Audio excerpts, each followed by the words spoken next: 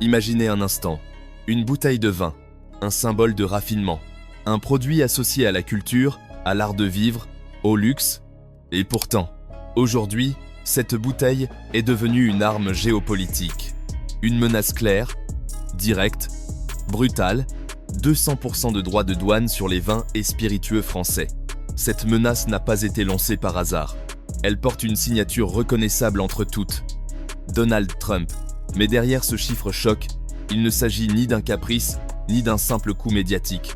Il s'agit d'un rapport de force mondiale, où même les produits les plus iconiques ne sont plus intouchables. Le vin français occupe une place unique dans l'économie mondiale. Les États-Unis sont son premier marché à l'export en valeur. Chaque année, des milliards d'euros de vin, champagne et spiritueux traversent l'Atlantique. Bordeaux, Bourgogne, Champagne, Cognac. Derrière ces noms prestigieux, il y a des régions entières, des milliers d'emplois, des générations de savoir-faire. Une taxe à 200% ne serait pas une simple hausse de prix. Elle serait, dans les faits, un embargo déguisé. Ce n'est pas une première. En 2019 déjà, sous la présidence Trump, les vins français avaient été surtaxés à 25%. Officiellement, la raison était un conflit industriel entre Airbus et Boeing. Mais dans les faits, le choix du vin n'était pas anodin. Le vin est une cible parfaite, visible, symbolique, impossible à délocaliser, facile à expliquer politiquement. On ne déplace pas un vignoble, on ne recrée pas un terroir ailleurs. Le vin est profondément enraciné. Et c'est précisément pour cela qu'il est vulnérable. Pourquoi le vin est-il une arme commerciale idéale? Parce qu'il touche à l'émotion, parce qu'il incarne une identité nationale, parce qu'il fait partie de ces produits que l'on attaque pour envoyer un message, pas seulement pour équilibrer une balance commerciale. Taxer le vin français, ce n'est pas seulement taxer une marchandise, c'est frapper l'image de la France, son influence culturelle, son prestige. Et cette menace arrive dans un contexte extrêmement fragile. Depuis 2020, la filière viticole française subit des crises successives. Pandémie et fermeture des marchés. Inflation des coûts de production. Baisse de la consommation mondiale. Tensions logistiques. Pression climatique sur les rendements. Autrement dit, un secteur déjà sous tension. Ajouter une taxe de 200%, ce serait provoquer un choc frontal.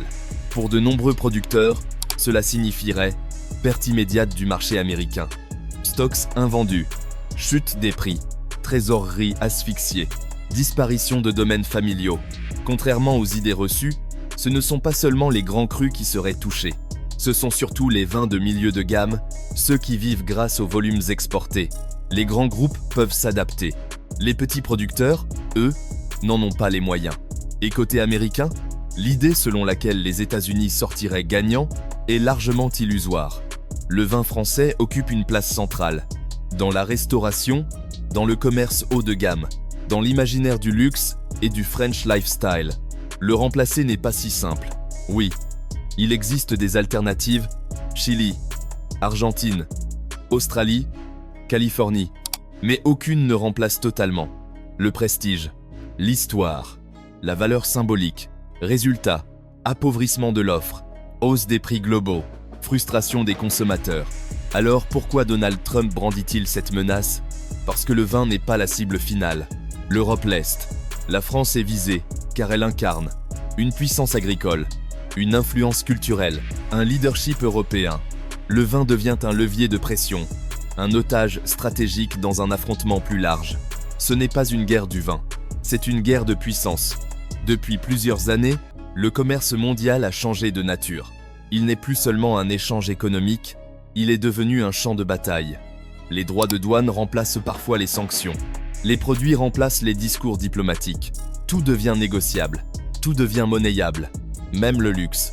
Et c'est ici que Rumeur de luxe prend tout son sens.